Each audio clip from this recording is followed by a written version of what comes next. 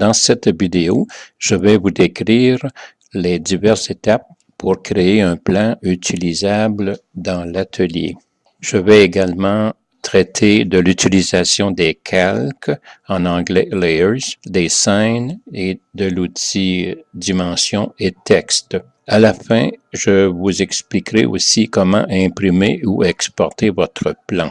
Personnellement, j'utilise la version Pro de SketchUp, mais vous pouvez faire exactement les mêmes dessins avec la version gratuite, qui est la version Make. Si vous avez la version Pro, eh bien, toute cette mise en page, vous pouvez la faire en utilisant le petit logiciel Layout qui est fourni avec la version Pro. Les informations utiles que l'on aimerait retrouver sur un plan pour l'atelier sont une vue 3D du modèle ou une vue isométrique, une vue de face du modèle avec les dimensions principales, une vue de côté du modèle avec également les dimensions principales et possiblement une vue de dessus ou du dessous ou une vue arrière. Une vue éclatée est également intéressante. Possiblement une vue éclatée d'un assemblage, exemple une porte ou un tiroir, et finalement une vue de chacune des pièces avec leurs dimensions. Alors, j'ai ici une petite table que nous allons utiliser pour notre démonstration. Évidemment, elle est composée d'un dessus de table, des traverses de côté, les traverses avant, la traverse arrière, les pattes, évidemment, et tout ce qui est rattaché au tiroir. Notez ici que je me suis ajouté des raccourcis clavier pour accélérer les opérations. Alors, quand je veux réapparaître tout, c'est la lettre I. Et si c'est pour cacher, c'est la lettre U. Exemple, si je veux cacher cet élément-là, je tape sur la lettre U. Et si je veux tout réapparaître, c'est la lettre I. Alors, je tape la lettre I et tout réapparaît. J'aimerais ici apporter une précision très importante, c'est que chacune des pièces que vous avez doivent être des composants. Alors, pour ceux qui ne savent pas comment créer un composant, supposons que je crée ici une petite pièce verticale. Je vais l'expandre et je voudrais la considérer comme une pièce. Alors, je la sélectionne toute, comme une composante, et je clique droit et je fais un composant. Je lui donne un nom et je crée le composant. Alors, maintenant, si jamais je voudrais l'éditer, je dois cliquer deux fois. Je clique deux fois et là, je peux modifier ce composant-là. Je pourrais lui rajouter un orifice ici. Alors, important, toutes vos pièces doivent être des composants. Vous notez que j'ai ici trois fenêtres, une qui est Entité Info, celle-ci Layers, c'est Calque pour moi en français, et une fenêtre Scène. Si elles ne sont pas visibles, vous pouvez les faire apparaître en venant cocher Entité Info, Layers et Scène. Elles sont déplaçables, vous pouvez les mettre où vous le souhaitez, et vous pouvez aussi fermer. Pas les fermer, mais les réduire en cliquant tout simplement sur la barre des titres, comme ceci. Il me faut maintenant passer à l'étape de la création de scènes et de calques. À titre d'exemple, je vais ouvrir un ancien modèle de la petite table. Alors, voici l'ancienne petite table. Alors, j'ai ici différentes scènes que j'ai créées. Alors, j'ai ici une vue avant, les vues de côté, une vue pour les pattes, et etc. Si je regarde maintenant sur les calques, je fais apparaître la fenêtre des calques, ainsi que la fenêtre des scènes. Alors, vous voyez que j'ai ici le nom des scènes que vous retrouvez ici. J'ai les mêmes noms ici. Présentement, c'est la scène patte qui est affichée et les calques ici. J'ai un certain nombre de calques. Alors, on va voir comment créer ces choses-là. Revenons à notre petite table, table 1. Les calques dans SketchUp fonctionne différemment des autres logiciels de conception assistés par ordinateur. Dans SketchUp, les calques ne font que contrôler la visibilité des éléments qui lui sont assignés. Alors, faisons apparaître maintenant la petite fenêtre Entité Info. Voilà, on va la mettre en haut ici.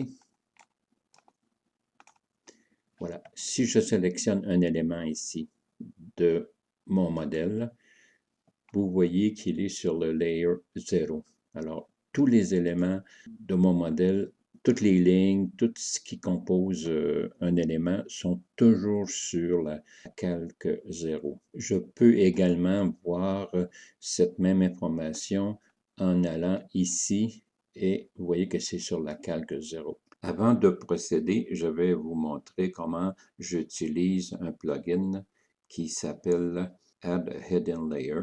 Le plugin, je l'ai téléchargé dans un de mes dossiers et pour l'installer, voici, je viens ici dans Préférences et Extensions, installer une extension et je la repère dans mes dossiers. Il est présentement Add Hidden Layer. Il faut que ce soit la version .rbz. Ce fichier est disponible sur Internet, mais si vous ne le trouvez pas, envoyez-moi un courriel en allant sur ma page web boispassion.org et je vais vous le faire parvenir. Alors voici, je clique sur Add a Hidden Layer, puis Ouvrir, et à ce moment-là, il va être installé. Présentement, je n'ai aucune scène et j'ai la calque 0 qui, elle, on ne peut pas la supprimer. Je vais maintenant créer une première scène que je vais appeler 3D. Alors, je clique sur le signe plus dans la fenêtre scène et j'ai une scène 1 qui vient d'apparaître. Je lui donne un nom, 3D, pour 3 dimensions. Et voilà, je fais Update. Et maintenant, j'ai une nouvelle scène qui s'appelle 3D.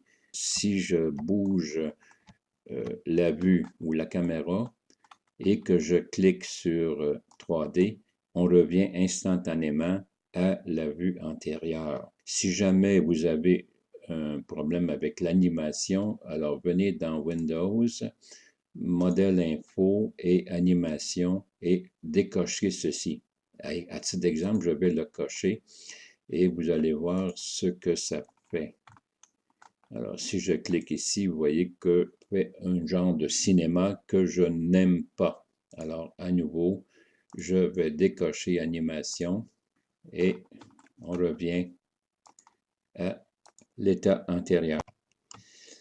Maintenant, ce que je veux faire, c'est une vue 2D de ma table pour pouvoir y mettre les dimensions. Alors, ce que je fais, je crée une nouvelle scène que je vais appeler 2D. Date. Je vais également créer une calque que je vais appeler aussi 2D.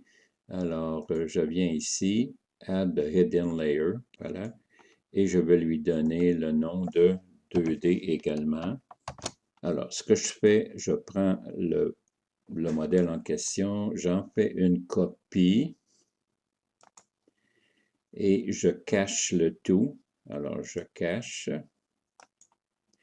Et maintenant, je colle une nouvelle copie que je place quelque part, peu importe où. Et maintenant, je passe en mode parallèle projection et vue de face. Et vous voyez quand même que j'ai une vue 2D de mon modèle, mais j'aimerais pouvoir voir également le côté. Je sélectionne tout ça, j'en fais une copie, je la déplace. J'ai pesé sur la clé CTRL pour en avoir une copie. Et maintenant, je la fais tourner, voilà, de 90 degrés. Pour être certain, je le tape au clavier. Et maintenant, je reviens à la version frontale, front. Et là, vous voyez que j'ai maintenant une vue 2D du devant et du côté de ma table et je mets quelques dimensions. Disons qu'on va mettre ici la largeur totale. On y va pour la dimension hauteur.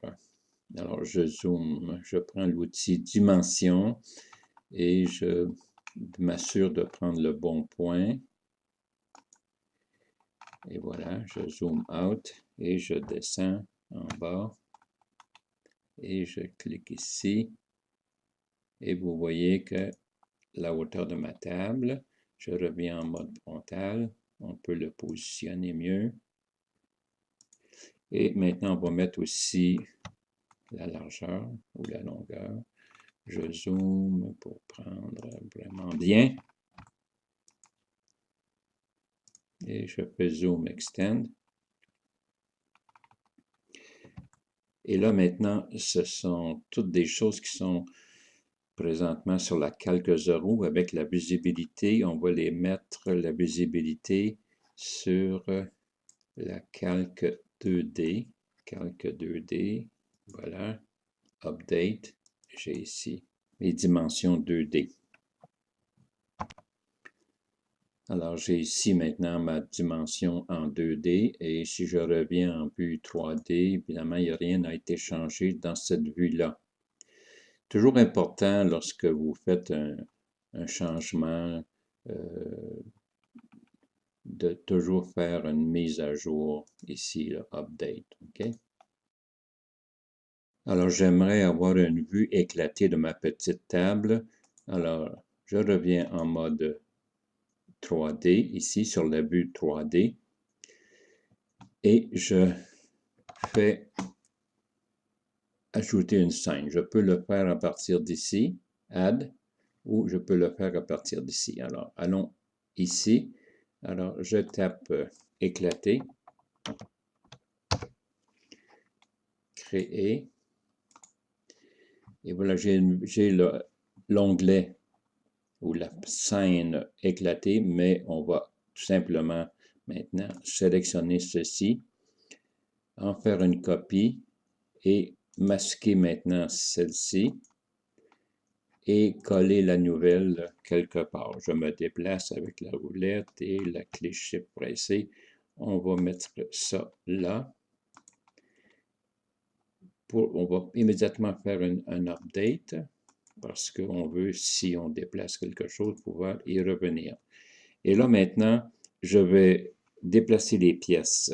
Je commence par déplacer le dessus d'une certaine hauteur. Je peux prendre un côté ici avec la traverse et la déplacer. J'utilise la clé M. Au lieu de venir cliquer sur l'onglet ici pour déplacer, je prends ça ici. Et on veut déplacer selon l'axe X, je crois. On fait la même chose avec l'autre côté. Je presse la clé CTRL pour ajouter la traverse. Et maintenant, je presse sur la clé M ou je viens ici et on déplace selon X. Ainsi, allons-y pour la traverse arrière. La clé M sur le clavier pour déplacer. Et je vais maintenant direction Y. Même chose pour ici. Même chose pour le côté en X. Et ici. Voilà. J'ai les petits goujons ici là, qui sont trop collés. On va les sélectionner. Je bouge un peu pour venir chercher les deux autres ici. Je presse la clé CTRL pour ajouter à ma sélection. Avec la clé M, je le déplace vers l'avant. Et on va faire la même chose pour les goujons arrière. Je pèse sur la clé Shift pour retomber en mode de sélection. Je sélectionne avec la clé CTRL pressée. Vous voyez le petit signe plus. Alors tout ce que je clique est ajouté à la sélection. Et je déplace selon l'axe vert vers l'arrière. Et on revient à cette vue-là ici. Et on a ici le tiroir. On va le laisser intégralement comme ça. On va déplacer les pattes. Alors, je pèse sur la clé M pour Move. Je le déplace selon l'axe vert. Je le déplace vers l'axe vert. On fait la même chose avec celui-ci. Et Même chose ici. On a présentement pas mal toutes les pièces qui sont isolées. On n'a pas fait cette opération pour le tiroir. On va le faire plus tard. Alors, on peut identifier les pièces. On va l'appeler dessus. Je l'avais déjà nommé lorsqu'elle avait été créée, cette composante-là, mais sinon, vous pouvez le changer. Ici, c'est traverse de côté. Je clique ici, c'est patte. Ici, c'est traverse avant. On va juste prendre avant. On va faire corriger celle-ci aussi. Traverse arrière. On n'est pas obligé d'identifier toutes les pattes. Elles sont toutes identiques, les 4 pattes. Ici, c'est le côté. Support de côté.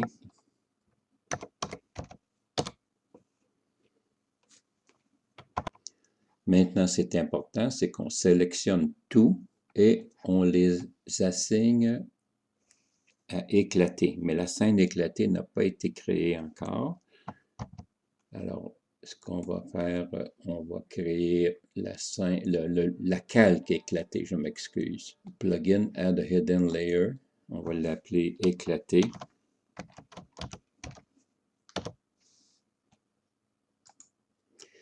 On la rend visible pour cette scène-là ici. Et là, maintenant, on sélectionne tout ceci et on va le mettre sur la calque éclatée. Alors, regardons ici, j'ai encore ma table, la scène de ma table intacte. J'ai aussi la scène 2D et j'ai la scène éclatée. Maintenant, j'aimerais faire une vue éclatée de mon tiroir. Alors, je reviens à la scène 3D et je crée une nouvelle scène que je vais appeler éclaté tiroir. Et je crée également une calque, mais pas à partir de l'onglet qui est dans cette fenêtre-là, mais bien à partir de mon plugin qui est Add a Hidden Layer et que je vais appeler éclaté tiroir et que je vais rendre visible immédiatement pour la scène éclaté tiroir. Maintenant, je dois rejoindre toutes les composants du tiroir. Alors, pour ceci, je vais masquer ces pièces-là. Moi, la clé U au clavier me permet de masquer. Alors, je sélectionne ces pièces-là, je masque le devant, les côtés, l'arrière, et ceci, le support et le gauche. Et maintenant, j'ai les petits boujons que je voudrais cacher aussi. Alors, je peux sélectionner comme ceci. Je pèse la clé CTRL pour ajouter ceci. Je masque et je vais de l'autre côté. Je sélectionne seulement les goujons avec la clé CTRL et je masque. Et là, présentement, j'ai le tiroir au complet. J'en fais une copie. Je le masque. Et maintenant, je dépose une copie sur le dessin ici et je peux maintenant procéder à l'éclater. Alors, avec l'outil Move, c'est la clé M, je déplace vers X, ceci, l'arrière, le bouton, le devant. Et voilà. Maintenant, je peux les identifier. Je vais en identifier un et les autres, je vais les faire hors ligne. Traverse arrière. Tiroir. Alors, voici, j'ai complété l'identification des différentes pièces du tiroir. Maintenant, je dois les sélectionner toutes les pièces et maintenant, je les assigne à éclater tiroir. Éclater tiroir est bien visible ici. Et important, faire une mise à jour. Et voilà. Et si je regarde ceci maintenant, j'ai le tiroir intègre, éclaté tiroir, éclaté table et la vue 2D. Maintenant, je passe à l'étape pour identifier chacune des pièces et leur mettre les dimensions. Alors, je retourne à la scène 3D. Je vais commencer par le dessus. Alors, je crée une scène que j'appelle dessus. Et je crée également une calque, mais pas encore par cet onglet-là ici, mais par mon plugin Add Hidden Layer, que je vais l'appeler dessus et que je rends visible immédiatement. Et là, je sélectionne le dessus que je veux identifier. J'en fais une copie et je masque le tout avec la lettre U ou si vous voulez avec masquer ici. Et je colle sur le dessin le dessus et je passe en mode caméra parallèle projection et vue du dessus. Et là, j'ai la vue du dessus au complet. On va juste mettre 2 cotes. Alors, pour bien voir avec précision, je peux tourner la pièce un peu et je vais de l'autre côté.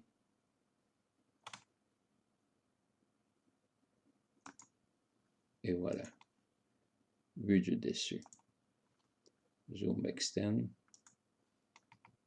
Voilà. L'autre dimension, encore une fois, on peut tourner la pièce un peu. Et lorsque l'on voit apparaître le petit point rose et l'infobulle, c'est qu'on a trouvé le point. Vue du dessus.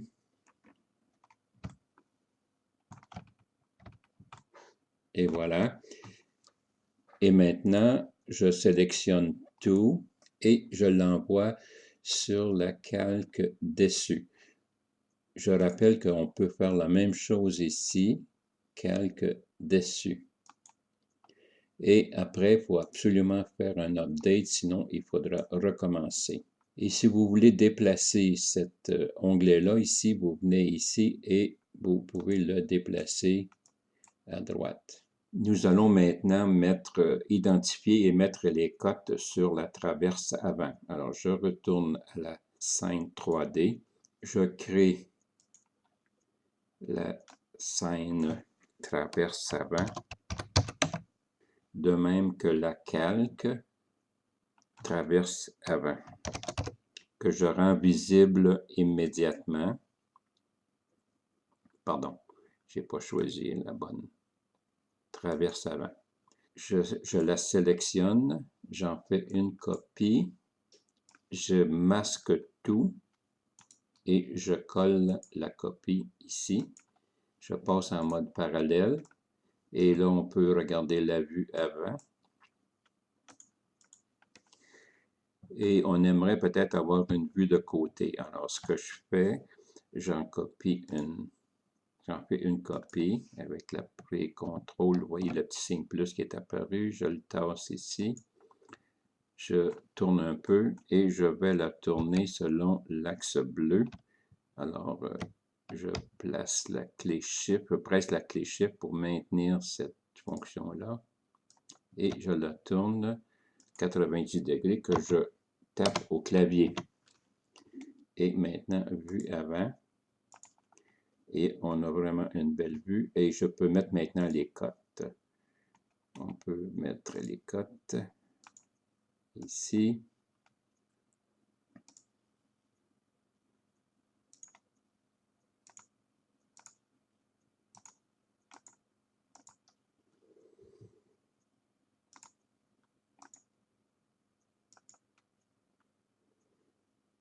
Et voilà. On peut en rajouter peut-être d'autres, mais pour l'instant, ça va suffire. Je sélectionne tout et j'assigne à la calque traverse avant et je fais Update. Nous voilà maintenant rendus à la fin. J'ai complété les autres pièces de la petite table ainsi que du tiroir. Alors, vous voyez ici tous les onglets qui sont apparus. Ce sont les scènes. J'ai la vue 3D comme on avait au début, l'éclaté tiroir, l'éclaté de la table, la vue 2D de l'ensemble. Et maintenant, chacune des pièces ont été identifiées et cotées. Et vous voyez ici maintenant où que j'ai toutes ces scènes-là ici et les calques. Alors, pour chaque scène, il y a seulement qu'une calque qui est visible. Évidemment, la calque 0, elle est toujours visible, mais il y a seulement qu'une calque qui correspond à la scène. Et la dernière étape maintenant, ce serait de créer des images de chacune de ces scènes-là ici pour pouvoir les apporter dans votre atelier. Alors, la façon de procéder, c'est de vous assurer en premier que les animations ne sont pas cachées ici.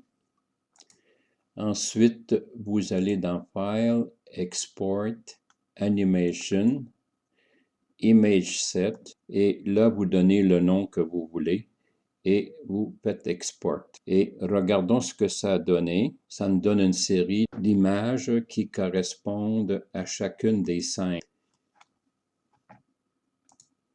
Alors, vous pouvez évidemment vous les renommer selon votre besoin.